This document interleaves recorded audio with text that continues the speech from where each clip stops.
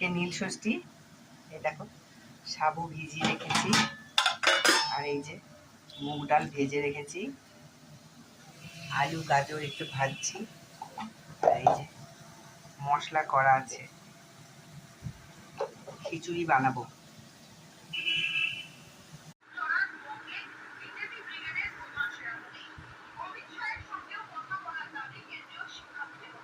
সাবুর খিচুড়ি, আলু ভাজা, আমের চাটনি, এটা একটু ছোলার ডাল করেছি।